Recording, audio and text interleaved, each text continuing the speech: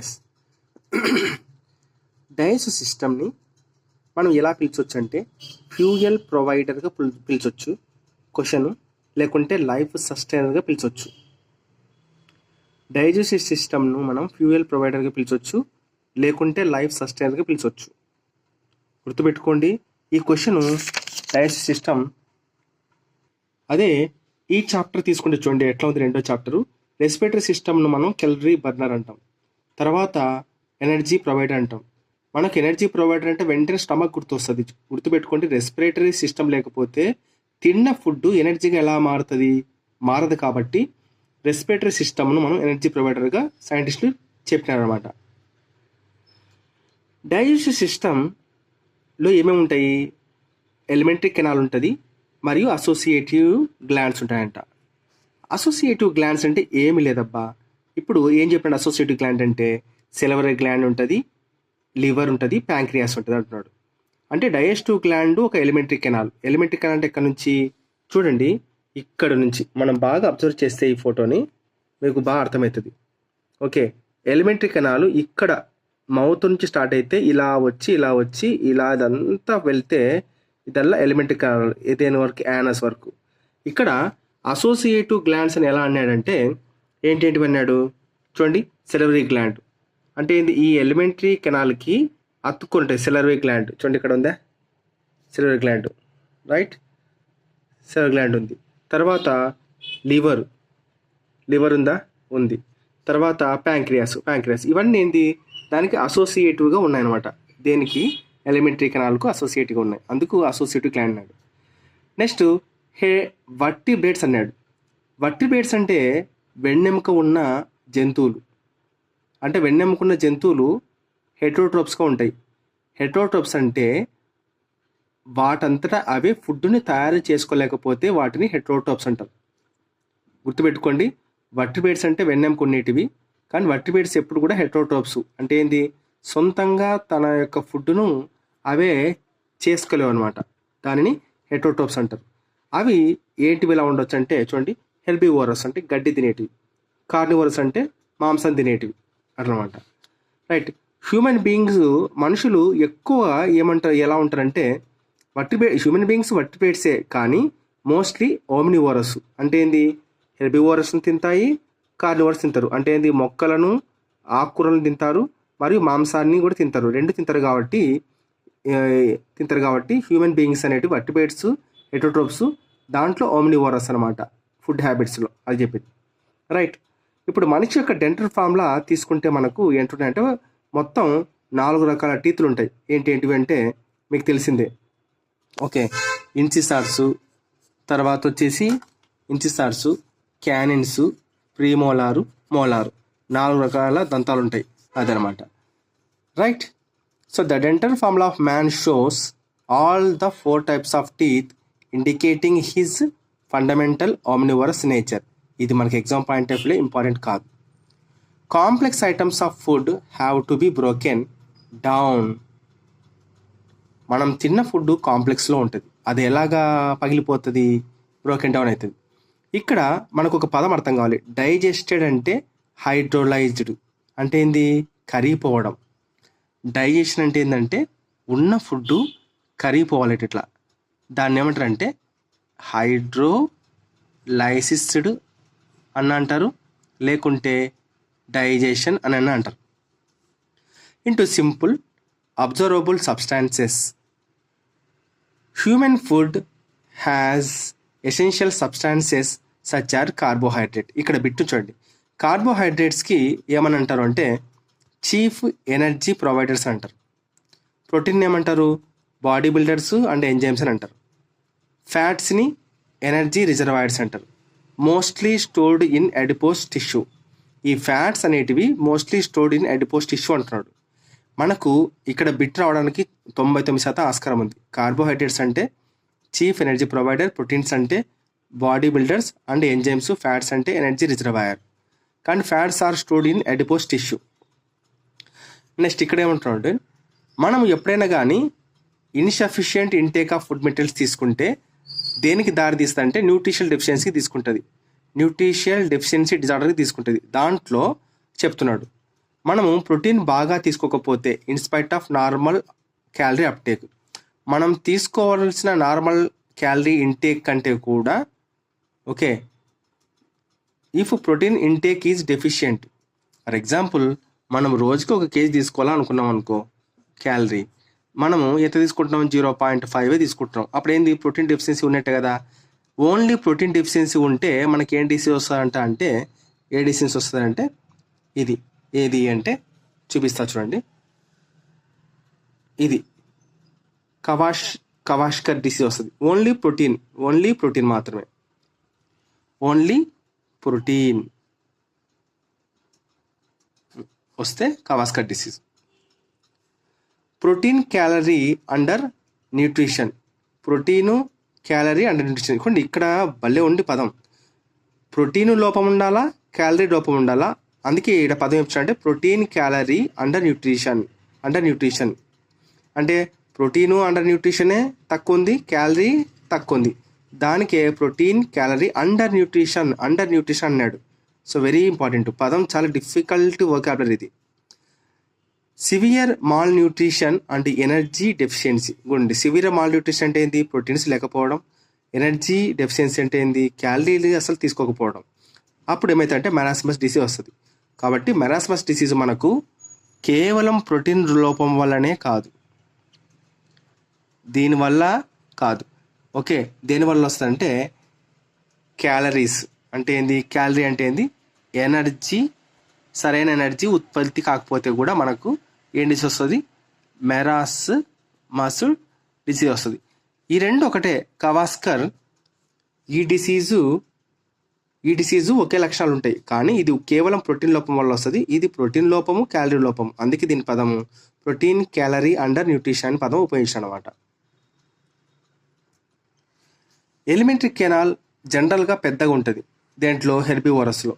Okay, గడ్డి తినే జీవుల్లో elementary canal is generally long. ఎందుకంటే అవి గడ్డి తిన్న తర్వాత, ఫర్ ఎగ్జాంపుల్ చూడండి, గడ్డి తినే జీవుల్లో హెర్బివోరస్లో మనకు ఎలిమెంటరీ కెనాల్ ఎంత పొడవు ఉంది, చాలా పొడవు ఉంది. ఎందుకు ఇంత పొడుగు ఉంటుందంటే తిన్న గడ్డి మొత్తం జీర్ణం కాదు, జీర్ణమైన కొంతైనా కూడా, ఇప్పుడు తిన్న గడ్డి మొత్తం జీర్ణం కాదు, తిన్న కొంచెం గడ్డి అయినా కూడా దానిలో సెల్లోజ్ ఉంటుంది, కాబట్టి సెల్లోజ్ మొత్తం డైజెస్ట్ అవ్వదు, కాబట్టి కొంతవరకు డైజెస్ట్ అయిన దానిని ఎక్కడైనా ఒక భాగంలో అది అబ్జర్ప్షన్ చేసుకోవాలి. కాబట్టి ఎలిమెంటరీ కెనాల్ ఏమవుతాయంటే పొడుగు ఉంటుంది అనమాట. అదే మనకు చూడండి హ్యూమన్ బీయింగ్స్లో ఎలిమెంటరీ కెనాల్ చిన్నగా ఉంటుంది, ఎందుకంటే తిన్న ఫుడ్ ప్రతి ఒక్కటి అరిగిపోతుంది, ప్లస్ అరిగినది 99% లోపలికి అబ్జర్వ్ తీసుకోబడుతుంది. కాబట్టి ఎలిమెంటరీ కెనాల్కి ప్రాబ్లం లేదు దేంట్లో, మనుషులలో. అదే హెర్బివోరస్లో మాత్రం ఎలిమెంటరీ కెనాల్లో సెల్లోజ్ డైజెస్ట్ అవ్వదు. అదే ఇతను ఇక్కడ చెప్పింది, ఎలిమెంటరీ కెనాల్ జనరల్గా long in the herbivorous as much of what they eat cellulose. తిన్నదంతా డైజెస్ట్ అవ్వదు, గుర్తుపెట్టుకోండి, జంతువులు తిన్నదంతా డైజెస్ట్ అవ్వదురా బాబు, దాంట్లో సెల్యులోజ్ ఉంటుంది. కాబట్టి ఎక్కడో కొంచెం డైజెస్ట్ అయిందనుకో, కొంచాన్ని లోపల లాక్కోవడానికి ఎలిమెంటరీ కెనాల్ అనేది పెద్దగా ఉంటుంది దేంట్లో, హెర్బివోరస్లో అన్నాడు. ఎందుకంటే larger absorptive surface area to observe full of what little they digested. ఎంతో కొంత డైజెస్ట్ అయిందనుకో, ఆ డైజెస్ట్ అయిన దాని నుంచి కొంత లోపల లాక్కోవడానికి హెర్బివోరస్ యొక్క ఎలిమెంటరీ కెనాల్ పెద్దగా ఉంటుంది జనరల్గా అంటున్నాడు. కానీ కార్నివోరస్ అంటే ఎవరు, మనము, లేకుంటే మాంసం తినే జంతువులు, వాటిల్లో షార్టర్ ఉంటుంది. ఎందుకంటే డైజెషన్ అనేది మనకు ఎఫిషియెంట్గా పనిచేస్తుంది. అంటే ఎంతైతే మనం తిన్నామో అంత శాతం, 100% అంటే 99% డైజెస్ట్ అయిపోతుంది. కాబట్టి ఎలిమెంటరీ కెనాల్కి అంత పెద్దగా ఉండాల్సిన పని లేదు. కానీ హెర్బివోరస్లో పెద్దగా ఉండాలి, డైజెస్ట్ అయ్యేది కొంచెం, ఇక్కడ డైజెస్ట్ అయ్యేది ఎక్కువ, కాబట్టి అవసరం లేదనమాట. అది ఇక్కడ పాయింట్. ఇంకోటి ఏంటంటే the major site of digestion in the human gut is a small intestine. చూడండి, మనకు హ్యూమన్ గట్ అంటే ఏంది, గుర్తుపెట్టుకోండి, గట్ అంటే ఎలిమెంటరీ కెనాల్ అన్న గట్ అన్న రెండు ఒకటే. ఎలిమెంటరీ కెనాల్ అంటే ఏంది, ఇది ఇక్కడి నుంచి, ఓకే చూడండి, బాగా చూడండి, ఇక్కడి నుంచి ఇది అల్లనమాట ఎలిమెంటరీ కెనాల్, రైట్.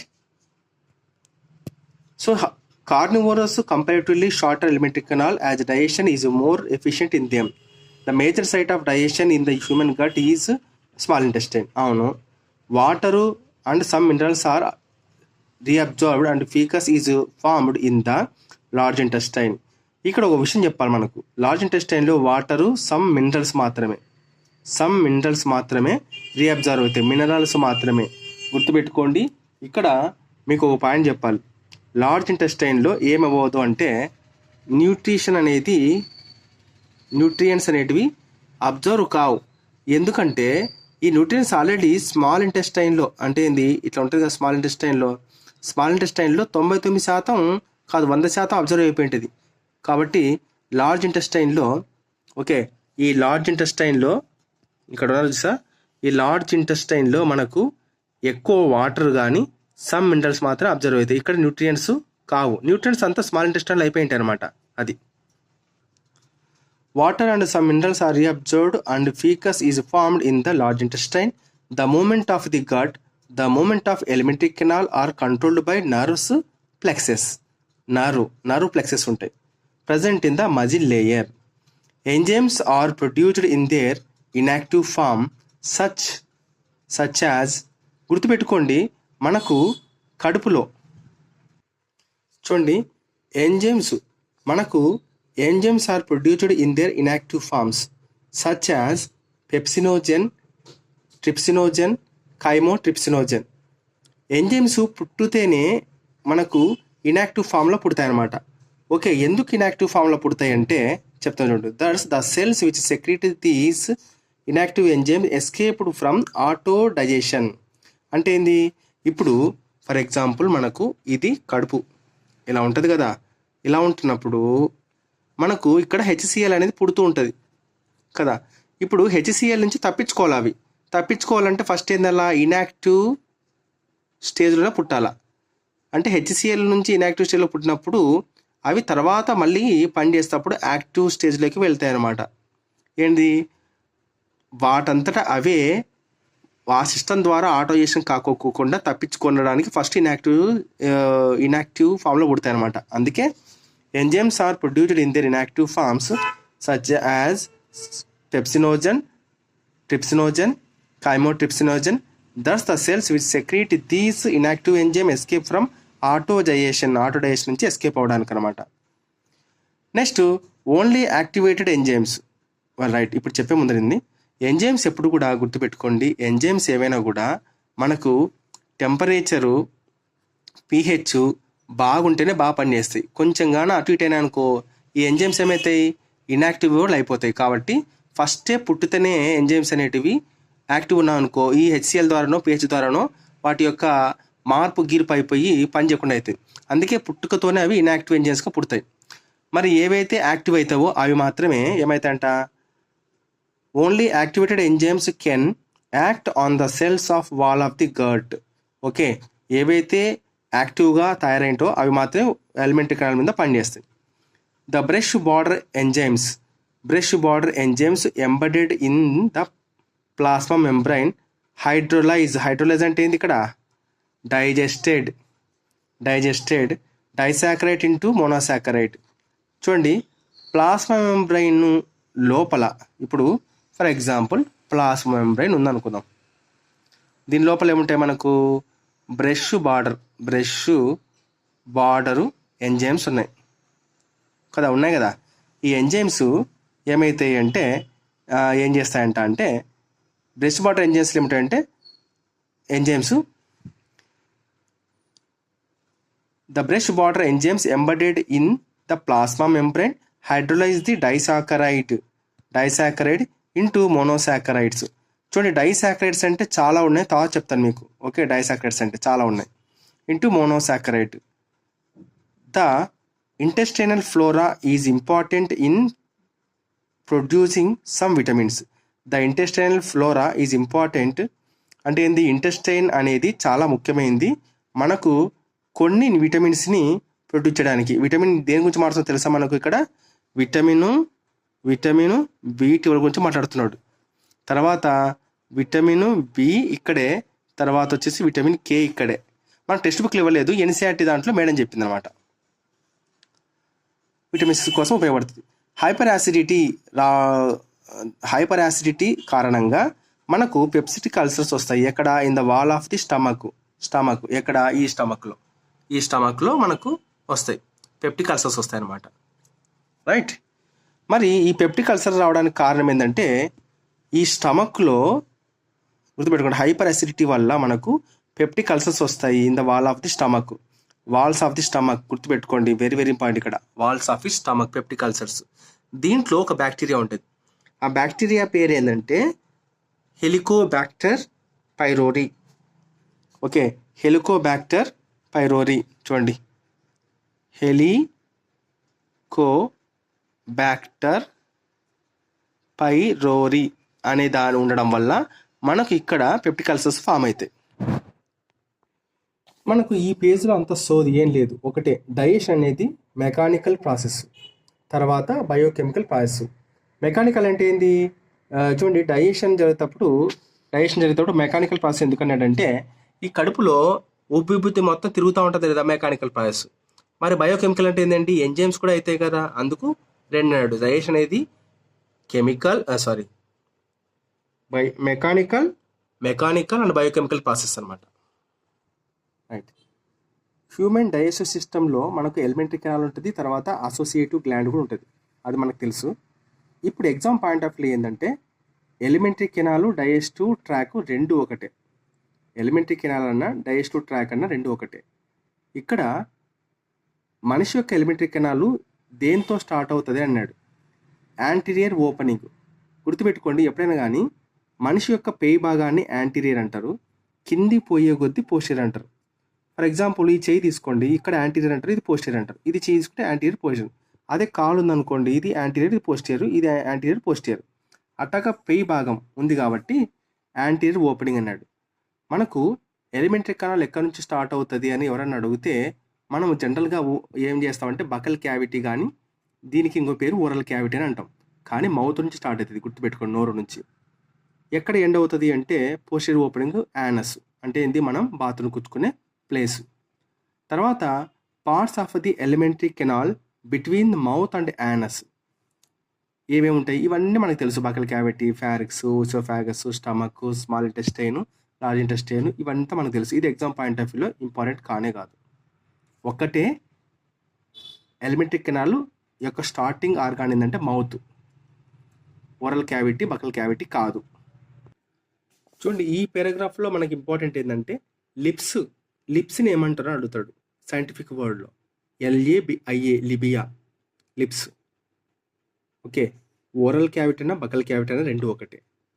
ప్యాలెట్ ఇక్కడ మనకు ప్యాలెట్ అనేది వెంట్రల్ బకల్ క్యావిటీని సపరేట్ చేస్తుంది ఫ్రమ్ నాసల్ ఛాంబర్ నుంచి. చూడండి, పైన మనకు నాసల్ ఛాంబర్ ఉంది, పైన ఉంటే డ్రాసల్, కింద ఉంటే వెంట్రల్ కదా. దీన్ని సపరేట్ చేసిందంటే ప్యాలెట్ అంటే తెలుసా మీకు? ప్యాలెట్ అంటే మనం ఇప్పుడు ఈ ప్యాలెట్ కనుక్కోవాలంటే మన ఫింగర్ తీసుకొని పై దవడ పైన మనకు గట్టిగా వచ్చినప్పుడు మనకి ఏమైతుందంటే ప్యాలెట్ గట్టి కనపడుతుంది, అది ప్యాలెట్ అంటారు అన్నమాట. ఇక్కడ ఈ పదం బాగా కన్ఫ్యూజ్ అవుతాం మనం. Ventral buccal cavity, nasal chamber అనేది వెంట్రల్. ఇప్పుడు ఎగ్జామ్ హాల్లో మనకు డ్రాసల్ బకల్ క్యావిటీ అని ఇస్తే మనం వెంటనే ఆప్షన్ అయితే చూస్ చేసుకుంటాం, కానీ వెంట్రల్ బకల్ క్యావిటీ ఎందుకు? వెంట్రల్ అంటే కింద ఉంది, డ్రాసల్ అంటే పైన ఉంది. ఇప్పుడు ఇది దేనికి పనిచేస్తా అంటే చూజింగ్ అండ్ బ్రీతింగ్. చువ్వింగ్ అంటే నమలడం, అండ్ బ్రీతింగ్ అంటే శ్వాసించడం సైమిల్టేనియస్గా జరుగుతుంది. చువ్వింగ్ అంటే ఏంది? ఇక్కడ దీని పదం ventral buccal cavity chewing, nasal chamber breathing. అది మనకు ఇక చూడండి, anterior bony hard palate is lined by palate rugae అన్నాడు. మనకు యాంటీరియర్ బోనీ హార్డ్ ప్యాలెట్ అని ఎందుకన్నాడంటే మనకు నోట్లో వేలు తీసుకొని పైన పెట్టుకున్నప్పుడు మనకు పై దవడ మీద మనకు చిన్న చిన్న మడతలు కనపడతాయి, ప్యాలెట్ రోగి అంటారు దాన్ని. అదే దాని వెనకాల చూస్తే సాఫ్ట్ ప్యాలెట్ ఉంటుంది, అది హ్యాంగ్ అయిపోయి ఫారిక్స్లోకి వెళ్ళిపోతుంది. ఓకే, ఫారిక్స్లోకి వెళ్ళిపోయినప్పుడు కింద మనకు ఏముంటుందంటే ఉల్వా ఉంటుంది. ఇది చెప్తా చూడండి ఎట్లా అంటే, ఇప్పుడు ఇది నోరు, పెయిన్ ఉంటుంది కదా, ఇది హార్డ్ ప్యాలెట్. ఇలాగ వెళ్తే మనకి సాఫ్ట్ ప్యాలెట్, కిందికి ఉల్వా ఉంటుంది, కిందికి ఇది ఉల్వా ఉంటుంది. ఈ పైన వెంట్రల్ డ్రాసల్ నాసల్ ఛాంబరు, ఇది వెంట్రల్ కింద ఉంది కాబట్టి ఇది ఏం చేస్తుంది, బ్రీతింగ్ చేస్తుంది. ఇది ఏం చేస్తుంది, చూవింగ్ చేస్తుంది. అందుకే వాడు ఇక్కడ చూవింగ్ బ్రీతింగ్ అన్నాడు, అంతే. నెక్స్ట్ ఇంకా ఇంపార్టెంట్కి వస్తే, ఇది ఉల్వా అనేది ఎక్కడికి వెళ్తుంది అంటే ఫారిక్స్లోకి వెళ్తుంది. గుర్తుపెట్టుకోండి, ఫారిక్స్లోకి వెళ్తుంది. ఫారిక్స్ మనకు 4 రకాల పళ్ళు ఉన్నాయి కదా, టంగ్ ఉంది. అవి ఎక్కడ అంటే at the base of the buccal cavity. Buccal క్యావిటీకి కింద. ఇది కూడా అడుగుతాడు మనకు. ఇంత చిన్న చిన్న బేసిక్ కూడా కన్ఫ్యూజ్ అవ్వడానికి ఛాన్సెస్ ఉంది. ఎట్లా అంటే occur at the base of the buccal క్యావిటీలో కూడా స్టార్ట్ అవుతుంది అనమాట. చూడండి, మన పళ్ళు తీకోడాంట్ అంటే ఏంది, మనకు తీకోడాంట్ అంటే సాకెట్లో ఉన్నట్టు. డైఫిడాంట్ అంటే పాల పళ్ళు పోయి మనకు పర్మనెంట్ టీత్ వస్తాయి. హెటరోడాంట్ అంటే 4 రకాల పళ్ళు ఉన్నాయి, 1, 2, 3, 4. అందుకు ఇట్లా 3 పేర్లు. చూడండి, పళ్ళు ఎక్టో మీసోటర్మల్ ఆరిజిన్ అన్నాడు. ఎక్టో మీసోటర్మల్ ఆరిజిన్ అంటే ఏంటంటే, మనకు పళ్ళు ఎప్పుడు కూడా పైన కనపడుతుంటాయి, మిడిల్లో ఉంటాయి. చూడండి, ఇప్పుడు ఈ పన్ను ఉంది, పైన ఎక్టోడర్మలా కనపడుతుందా, ఎక్టోడర్మల్. మీసోటర్మలా, మరి ఎండోడర్మల్ అంటే ఇది లోపల ఉండాలా, ఎండోడర్మల్ కాదు. ఎక్టో మీసోటర్మల్ ఆరిజిన్ పండు అనేది. సో మనిషి యొక్క పళ్ళు అనేది సాకెట్స్లో జాలో ఉంటుంది. అందుకే దాన్ని తీకోడాంట్ అంటారు. తర్వాత మెజారిటీ ఆఫ్ మ్యామెల్స్కి ఉదాహరణ ఎవరు, హ్యూమన్ బీయింగ్ అనమాట. వాటిల్లో కూడా 2 సెట్స్ ఆఫ్ టీత్ ఉంటాయి లైఫ్ టైంలో. ఏవంటే temporary teeth, milk teeth. Okay, ఇక్కడ పాల పళ్ళని టెంపరీ టీత్ అంటారు. ఇంకొక పదం ఏంటంటే డెసిడియస్ టీత్ అని అంటారు. ఇవి పర్మనెంట్ టీత్తో లేదా అడల్ట్ టీత్తో రిప్లేస్ అవుతాయి. అందుకే వీటిని ఏమంటారు అంటే డైఫోడాంట్ అంటారు. డైఫోడాంట్ డెంటిషన్ అంటారు.